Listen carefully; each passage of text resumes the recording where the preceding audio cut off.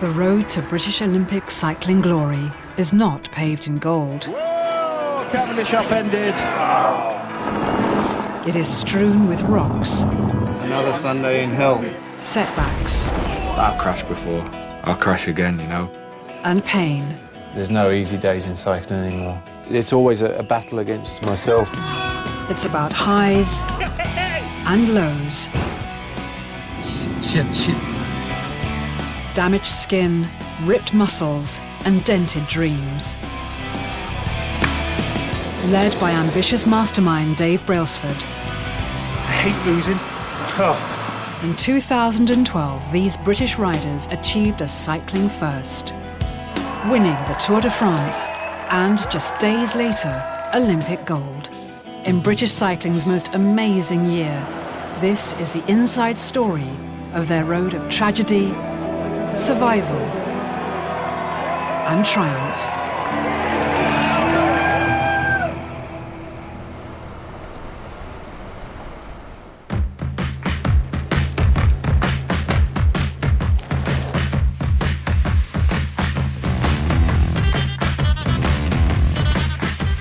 Three months into the season, Dave Brailsford's star riders have taken win after win after win. But these giants cannot win alone. They need strong support riders, Ironmen, known as domestiques, to smooth their path to glory. Well, a domestique is essentially the engine room of the team, so they're absolutely fundamental to the whole sport. Well, they're more important than the people that win the bike races, really. Without them, I would be incapable of winning something like the Tour de France. It's easy for a non-cycling fan to look at cycling and think it's an individual sport. It's a massive team sport.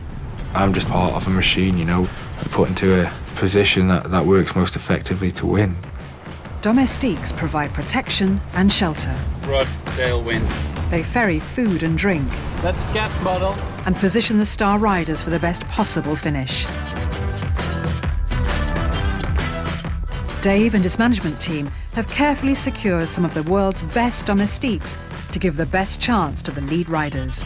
Are we going to the Tour with the best team? Yes. Scrutinising their performance in the 34 races run before the Tour de France, Go, go, go. Dave wants a team of domestiques who outperform everyone on the circuit. We thought about maybe creating the best team within the team, which would then optimise our chances of winning. We'd like to think that the domestiques in Team Sky are good enough actually to be riders who could perform in their own rights. It's quite a sacrifice. The Tour de France is Dave's holy grail. But for many cyclists, there is a one-day race that's even more sacred, Paris-Roubaix. It's a race that pushes even the toughest riders to push themselves to their limit. Its winners are treated with reverence and enter the cycling annals of fame. If you win that race, you really become into history. It means a lot. It's special. It was my favorite race, and so many riders have the same feeling. I generally like racing that race. I love it. First run in 1896, and menacingly referred to as the Hell of the North, Paris-Roubaix is one of cycling's greatest prizes. It's a 257-kilometre bump across rough, cobbled farming roads and finishes in the Roubaix Velodrome. Renowned for its crashes, it's a race that only the hardest men complete. On average, only a third of the starting riders survived to cross the finish line.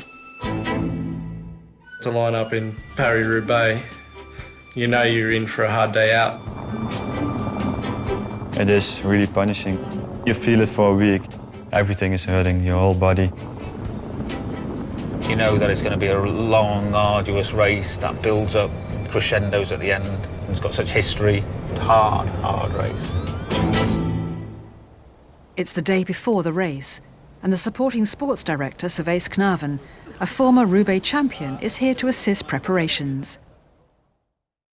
In 2001, Servaas won here, earning him a place in history.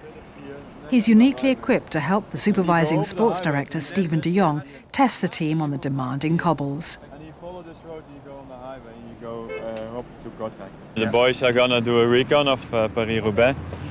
And it's important, to check the tire pressure, what feels best, and also to fresh up a little bit their minds, like how the race will be.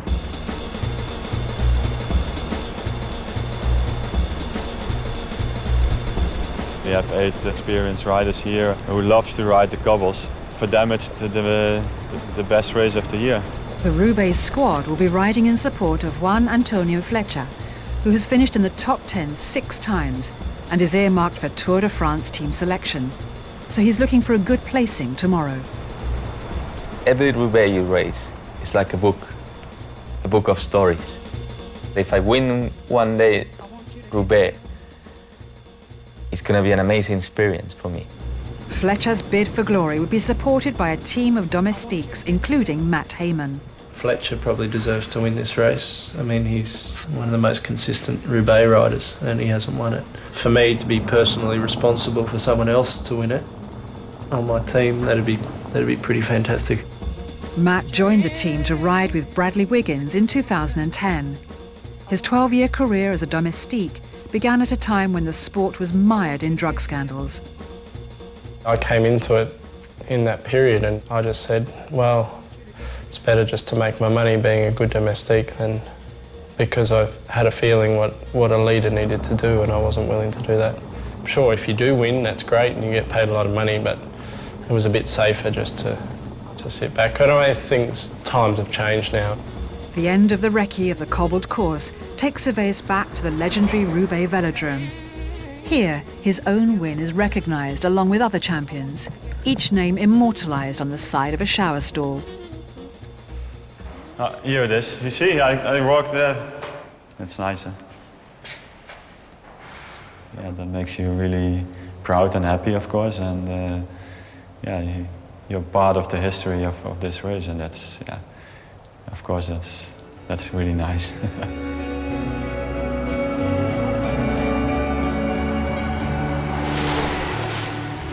Back from the recce, Matt wants some final adjustments made to his bike before tomorrow's race.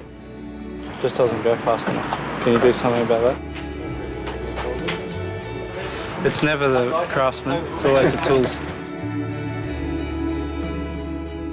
It's about being confident that I'm going to stick to whatever plan that the team has and whatever plan I have in my head of never giving up and always fighting.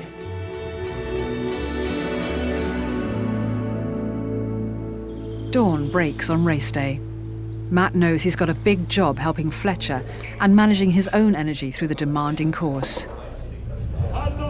You start with a big bag of sand and you stick a knife in it and the sand drips out, and at the end that's your energy, you know. If you start sticking too many knives in it and the sand falls out too early, you run out of energy. So you really have to control the use of that energy.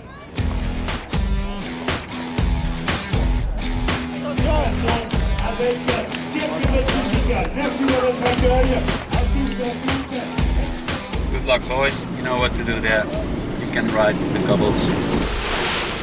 As the race gets underway, Matt and the other domestiques set about keeping Fletcher fed and watered. Bottle? Can you give a bottle? Before long, the first section of cobbles reminds everyone of the hell they're in for. Soon the rough rocks have taken their toll on Matt's bike. What's up, Matthew? It's making noise, and when I stop pedaling, it's squeaking. No, for him. Go, Stephen. Yes. Running repairs made on the move allow Matt to rejoin the race. Okay.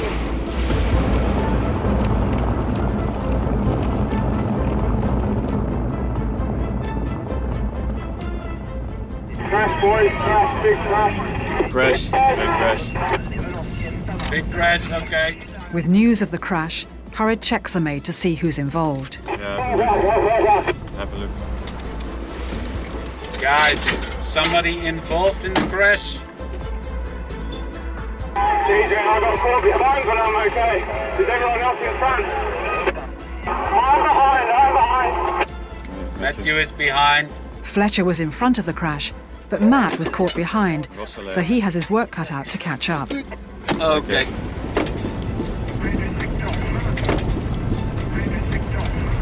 Great work, Matthew. Come on. If you can gap across, that would be perfect, eh? Check 4.5 to the next cobbles. 4.5 to the next cobbles.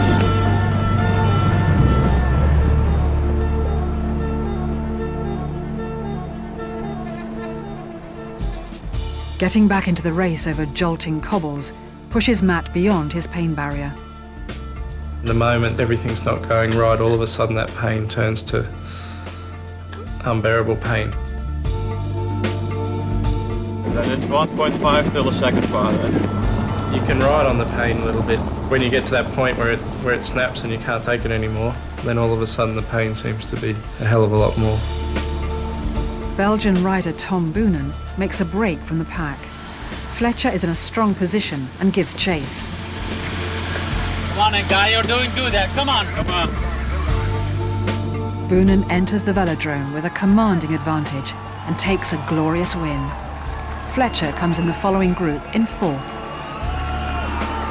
There's still 8 riders in front. 8 riders in front. After 6 hours of bone-shaking discomfort, dirt and dust in support of Fletcher, Matt enters the velodrome and comes in 8th, a personal best.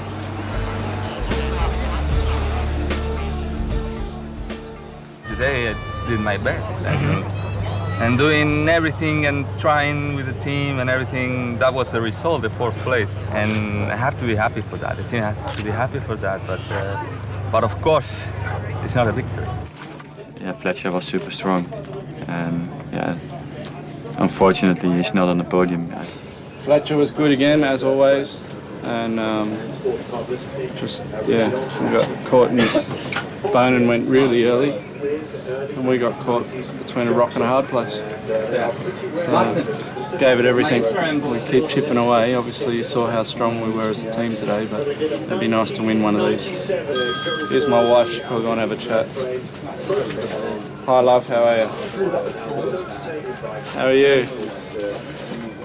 I'm not too bad. Another Sunday in hell. Ironman domestiques are essential to Dave's plan to draw extraordinary performances from his lead riders.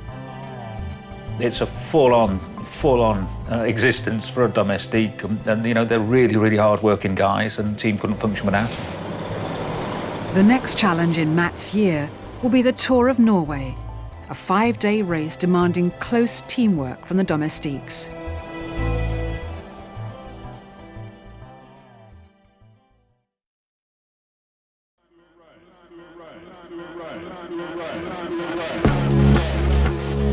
The team's next race will be the 5-day Tour of Norway. Dave has chosen Matthew Heyman and 2 other domestiques for the squad, 3 riders with different skill sets. Matt is the master tactician. With 12 years as a professional, he will control the overall race plan with the sports directors. Feels like it's tail or at the moment, but not too much. Luke Rowe, the apprentice, is in his first professional season. At 22, he's the youngest domestique, hoping to fuel the engine room of Dave's ambition. As ready as I'll ever be. Good to go. Michael Barry is one of the team's elder statesmen. He sets the pace during races, but at 36, this could be his last year. It's gonna be good today, guys. Races like Norway, run in several stages, provide the perfect training ground to hone stamina, speed and tactics. It's important to get the bits of the jigsaw to come together, ride together, and ride to win. Let's go for 5. 1, 2, 3, 4. Oh, almost. A week before Norway, at home in Spain, Michael is recovering from a bad crash earlier in the season. Way too much. In the center. I broke my elbow, basically, and I also fractured my femur and a couple ribs. So I was, essentially, for 4 weeks, I was in a wheelchair. That 4 weeks off the bike was pretty much, I think, thinking back, I don't think I've ever been off my feet for that long a period in my whole life. Michael's aware that new injuries now could hasten his career's end. It scares me. As I'm getting older, I see my generation, kind of, there are fewer and fewer of us with each season. So it's something that I've become aware of in the last couple of years. You know I'm going away to the race tomorrow, right? Mm-hmm. Yeah. And then? You come home. That's probably my favourite film, Twin Town. It's based in Wales, so anyone in Wales who hasn't seen that, it's well worth a watch. For apprentice Luke Rowe, the Tour of Norway represents a massive opportunity. Only 5 months into his first professional season, his performance will be under close scrutiny. You're like sort of anxious for the race. It's in the back of your mind. You're thinking about it, how it might pan out, but you don't really want to be thinking, oh, what if this happens? What if that happens? You just got to stay relaxed and go into it and do your job. And if you do your job the best you can, then that's all you can ask for. Riders spend long periods away working, so time spent at home is brief and highly valued. I don't think he has much of an idea of what I do. Do you? Yeah. No. Matt's catching up with his wife and young son. Me being a more mature rider in the team is also, with fatherhood at home, pretty much goes hand in hand. I hope to think that in a race I'm pretty hard when I have to be, but I can also be caring at home and a good dad, I hope. Matthew wants to be good at anything he does, so he tries really hard at anything he does, so he's a great dad. He's also a very good bike rider.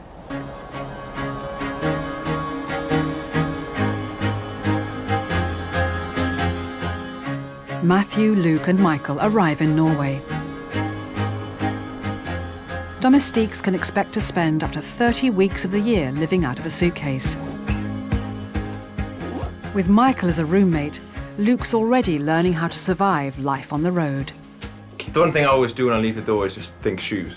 Like that, as long as you got your shoes, everything else you can sort of get away with. I think there's always like a bit of an unknown factor because you don't know what the day's going to bring. So look out the window, look at the weather. That's probably the first thing I do when I wake up in the morning. As far as a stage race goes, the way I try to look at it is just take it day by day and do your job as it comes.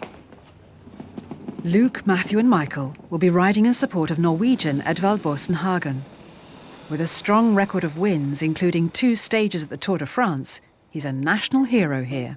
I have this really nice race and I look forward to do it. And I feel quite strong as well, so I hope it's going to be a good race for the team. Racing on his home turf, Edvald is expected to dominate the week. Dave Brailsford has earmarked him for Tour de France selection, so a good showing here is vital. Great bike rider, all-round talent, great personality. I think the thing about Edvald, he can win. Edvald can win bike races. But those wins will only come if the domestiques do their jobs well. There's a lot of work that goes on in a bike race that people never really see. It wouldn't function. If everybody just rode as individuals, then it just wouldn't work. So they're absolutely fundamental to the whole sport. I think most of us, as humans, we kind of know where we are in a pecking order. And I think that's the same in the sport of cycling. You kind of know where you're at in your level. And because it is such an important role and highly regarded by everybody within the sport, I think people can say, right, okay, I'm going to make my living by being the best at doing this. You need a super strong team behind you to get you in position to win the race. Sports director Marcus Lundqvist briefs the team for the first stage of the race. So that's the circuit, 8 kilometer long. 3, 2, 1, 650. Just make sure you communicate and look after Edvald Lars Petter throughout the day too. Let's go out, win the bike race, guys. No pressure. No pressure, but in the bike race. Like bumpers. The domestique is there to get the leader as far as possible, as fresh as possible. So that means the domestique will keep the leader out of the wind, will position the leader in the front of the peloton at the right moment, will keep him fed, just also riding on the front, setting up the tactics so that the leader is just in position for the final surge to the line.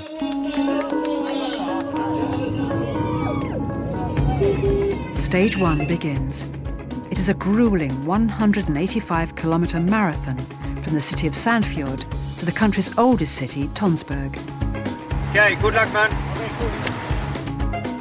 As the team's most experienced domestique, Michael puts himself on the front of the group to control the overall race pace. 70 kilometres riding into the wind. This helps conserve Edvald's energy by as much as 30%. When the heavens open, the domestiques mobilise. Matt, Luke and the rest of the domestiques drop back to the team car to collect food, drink and waterproof clothing for Edvald. Edvald's gloves? Yep. A rider can burn off 7,000 calories during a stage.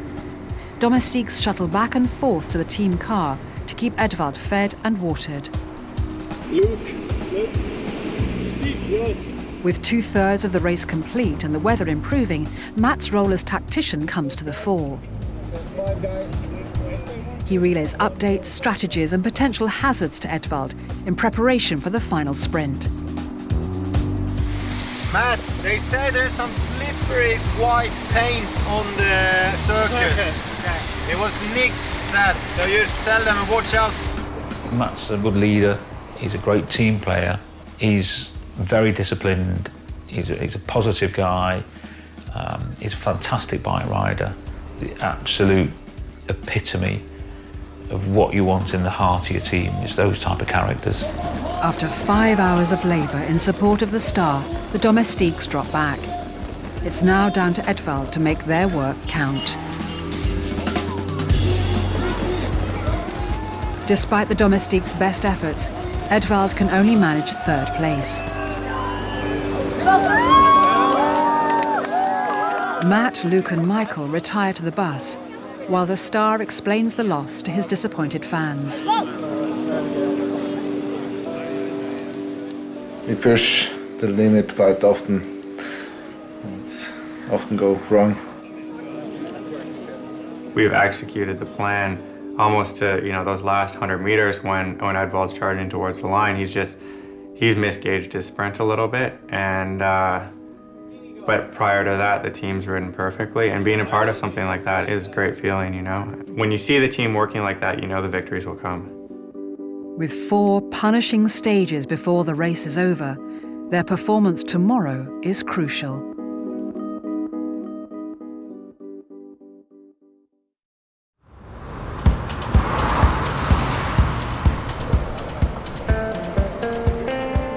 Dave Brailsford's team is in Norway. They're on their way to begin the 2nd stage of the race. Riders can spend 200 days away each year. With hundreds of kilometres still to go, the tour assumes a familiar pattern. When we're away racing, we live in a bubble, and I guess it's probably what clowns feel like when they're in a circus moving from town to town. There's a whole rhythm to it, and you fall into that rhythm. It's a strange place to be. I'm lucky enough to have this second life where you travel around and you're a bit of a rock star for a while. But often after you've been away for 1 or 2 days, and if you're starting to get tired, and that's when you miss home and miss your family. It's certainly hard at times, and spending as long as 6 months away from home. Sometimes it does test you a bit, but no, I mean, I'm living a great life, and I couldn't ask for anything more at the moment. Today, the Norwegian fans are out in force, and there's only one name on everyone's lips.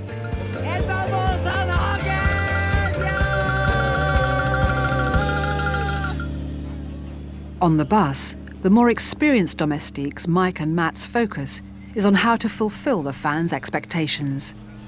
If we've been riding all day, it's a lot harder because the speed goes up quite a bit. But even I don't think if we've been riding a lot, you can't count on us to be there then, but we'll Absolutely, try, and that's why you are in the yesterday beginning. we made it to 3,500. And we definitely need 2 guys in front of Edvald after that last corner. Matt and Mike have identified that Edvald needs a bigger windshield of domestiques to save his energy before the final sprint. What's important, that's that you have the legs, and Edvald, you can win it if we get it right. And we think today is a pretty good day to get it right.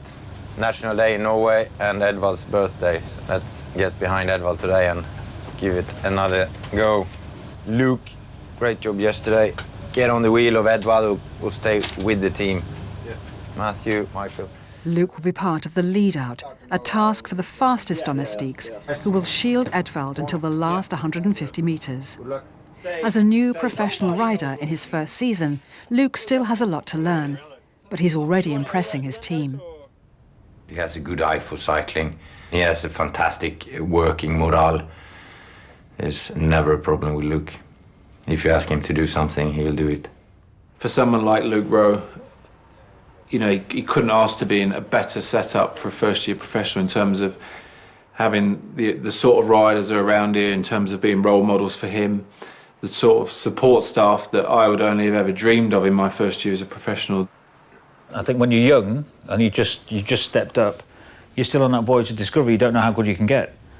So he's just going to be full of ambition and full of belief and think, right, you know, why can't I just keep getting better and better every year, getting stronger and stronger and stronger, and get to the top of my game? Luke spent years on the amateur circuit before getting to this place.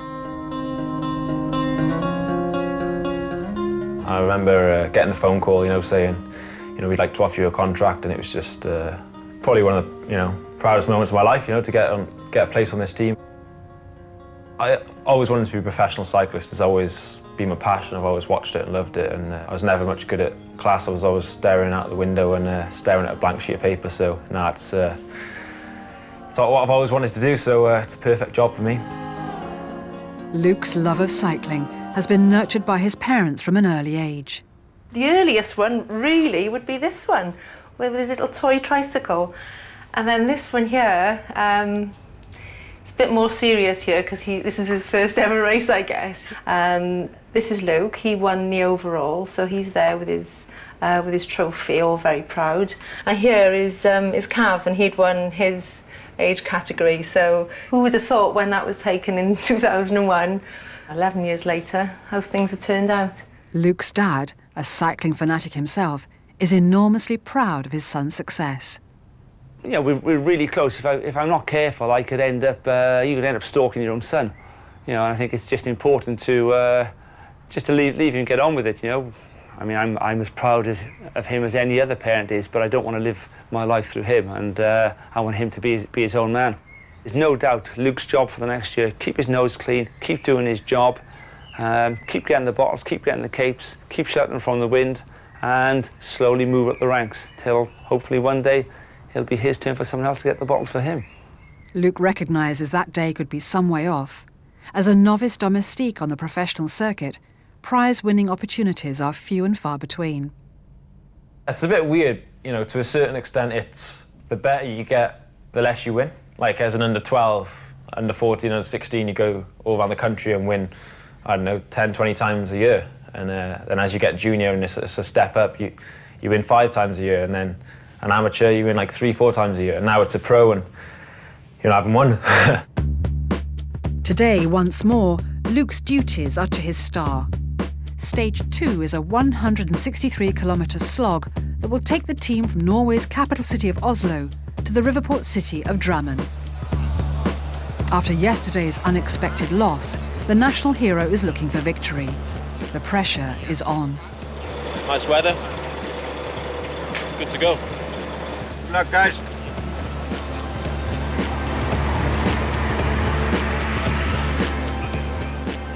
Early tactics remain the same. Michael rides on the front of the group, controlling the overall race pace. Good job. Domestiques isn't just some kind of dumbed-down job where you just go and it's just brute force. There's quite a lot of guile and knowledge needed, and I think that's what you got in Michael Barry. In a stage that will take around 6 hours to complete, competition is slow to show itself, and the mood is light. There are different sensations and emotions in the different parts of the race. When we're just cruising along, just a steady tempo in the group, there's this sensation of camaraderie. You chat with the other guys. While Michael rides up front, Luke, Matt and the rest of the team protect Edvald from the competition. At every stage, strategies are reworked. At the car, Matt is discussing the final sprint with Marcus. Start with Luke then? Yeah, start with Luke, like we talked about. Then it's perfect. Okay. Good luck, guys. With tactics in place, Matt, Luke and the rest of the team begin to assert their influence on the race, moving as one to take their spot at the front of the group.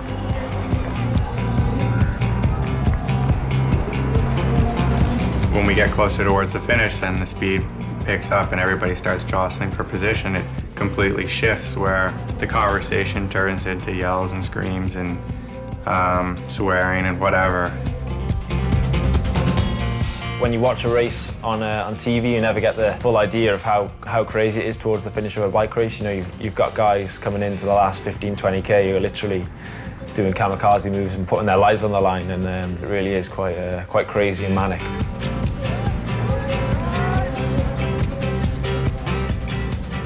Near the end of the race, the team carry out the lead-out plan and accelerate towards the finish. Okay, you're passing 1k to go. Edvald shelters behind Matt and Luke. At the front, Luke sprints forward, then peels off and Matt takes over. As Matt finishes his sprint, he looks back to check Edvald is ready. He then peels off, leaving Edvald to charge to the line.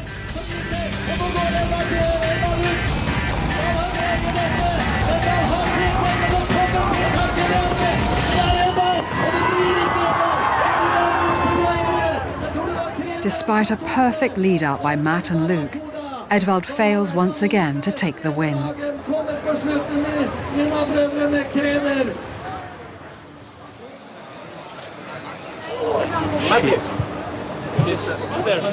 The dejected team retire to the bus. Tactician Matt is frustrated by today's events. Just a shame that we can't seem to win a stage with Edvald. It's getting a bit repetitive. Seem to be doing everything right, it's just not happening. So let's see tomorrow. Tomorrow's a different story. It's not easy to win races. People expect him just to win. I mean, obviously he's a favourite, but so yeah, everything has to go right, and we've been pretty close. But I don't know, we just keep trying. For the Star to win, the domestiques must keep the faith in the knowledge that their individual roles are part of a bigger picture. The key thing is clarity of role. Do the guys understand the strategy and the team's plan going into a race? Do they understand their own role within that plan? So I think, you know, the final piece of the obvious jigsaw is role acceptance. The self-sacrifice will become even greater for Matt, Luke and Michael in the next, toughest stage of the race.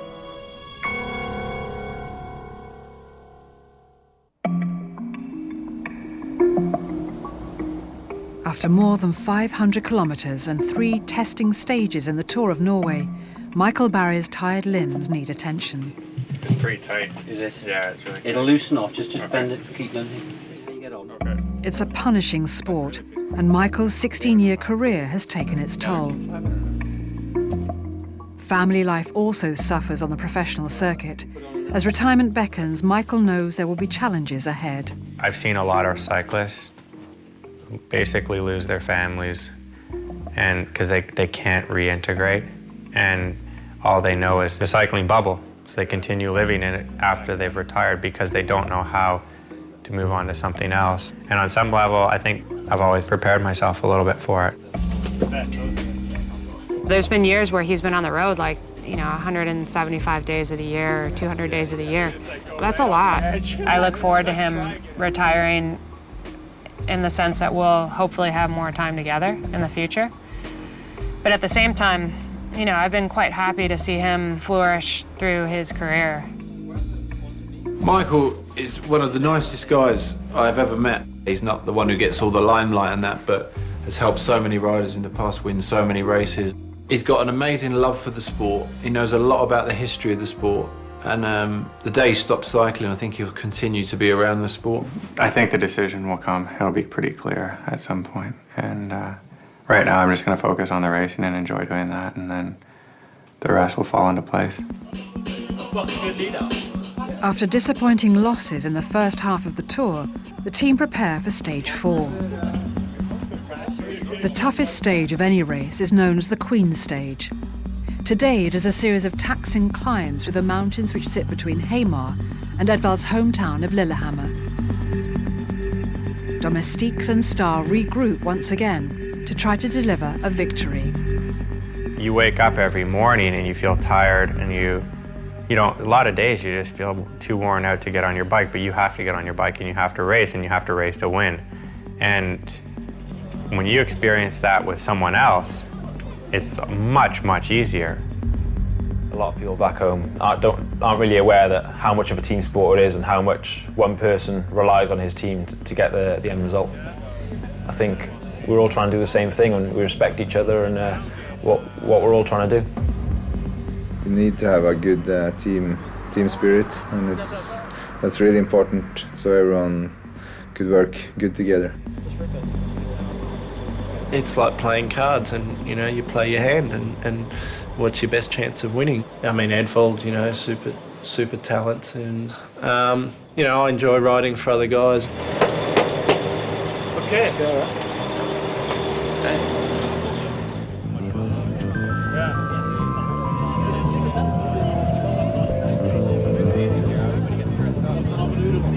And today we're gonna win. Team Sky, taking care of stuff. With the pressure on for a much-needed win, it's not long before Matt has his hands full, keeping an enthusiastic but inexperienced Luke from chasing after any competitor who overtakes them. Luke started chasing down groups of 6. Yeah. And I said, no, just let him race, and we can't control that. The punishing mountain climbs are separating the groups, but the Domestique's strength keeps Edvald in contention at the front of the race. Green edge attacking. Guys getting dropped. Matt gets updates on weather conditions to relay to the rest of the team. Feels like it's tail or at the moment, but not too much. It's like this then. They're controlling it pretty well. Yeah. At the end of the climbs, Edvald is in a great position and the Domestiques drop back. Very good job, guys. Luke and Michael are pleased with their efforts. When I've done my job and I'm floating to the back of the peloton, and you can see the 3 or 4 guys charging ahead, to me that's like, it's really nice to see the team working like that. I always knew coming into my first year as a pro, it wasn't going to be me crossing the line with my hands in the air. But when you sort of when you really commit to the team, you sort of get a sense of achievement as well, and you get a buzz off that. In the closing stage of the race, Edvald and rival Simon Clark have made a break from the rest of the pack. Even though ultimately they'll race each other to the line, for now they work together, each taking a turn at the front. But as they near the finish, the cooperation ends. It's down to an individual sprint to the line.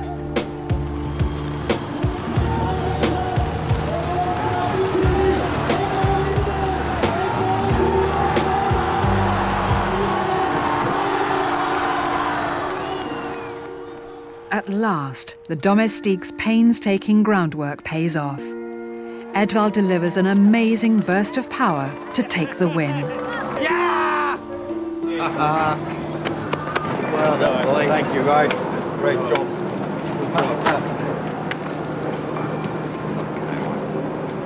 Okay. They all feel very much for this one, I think. They've been building this one up, and then today to get first, that was good. It's really nice to get the victory. That's always nice, and when you feel strong. 2 days ago, that Norwegian day, this was Edvald's day. Like every group of people, I don't think there's anybody cheering for anybody else on the road today. It's like Edvald. Good man, good job. About 10 times I said, Luke, please slow down. I'm not going to ask you again. Slow down. I saw a bit of myself in him. He was nervous at the start about which groups could go, and that's how I am. He was on everything, and I had to tell him just to chill out and things would be all right. When you've sort of done your job all day, the whole team's done their job, everyone's done their bit. When you hear from the team that your teammates you just got first, you get a real buzz, and that's what you've done all your work for. And yeah, big smile on my face when I heard the boys finish the job off. So awesome. bit of adrenaline right now. Just got to calm down a little bit. That emotion of contributing to a team effort almost equal to winning myself. Luke did an awesome job. Everybody did their job perfectly today, you know, so it was good. You deserve that one today, guys. I mean, all of you guys, huh? Perfect day. Edvald secures the leader's yellow jersey and goes on to win the Tour overall.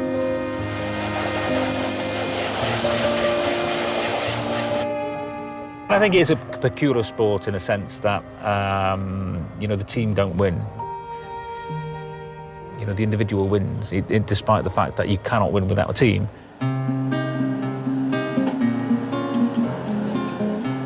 The tireless efforts of the Iron Men of cycling are rarely publicly acknowledged. The glory goes to the riders they support. But for this unique breed, the knowledge of a job well done is reward in itself. You have to kind of take all of those little parts of the race or your goals or your job description for that day. There's nobody coming around and there's nothing in the results that you get an A+ or a little tick. So you kind of have to give them to yourself. I think I'm definitely sort of finding my feet now, and certainly, you know, the rest of the season I'll be hoping to step up my game and, you know, not get results necessarily, but just to you know, be there for the team a little bit more. With maturity, I understand what cycling has given me. The moments that stick with me are the moments that I've shared with teammates when we've struggled through mountain stages together. That's what I remember, and that's why I really love what I do. It's this profound sense of camaraderie with the team that leaves Michael conflicted about his future. You know, if you ask me when it's pouring down with rain and I'm freezing cold, I'd say I'm pretty closer to being retired, you know? But then after the finish line, I'm like, oh, I love this. Edvald Boasson-Hagen is a star and leader in his own right. But in the service of Dave's Tour de France ambitions, he will find himself carrying bottles as a domestique for Bradley Wiggins. Bradley Wiggins has been left behind. What the going on? Through me. It's so much more than just a bike race. Get back. No, you have to succeed at the Tour de France. It is a conscious sacrifice. Go, go, go, go.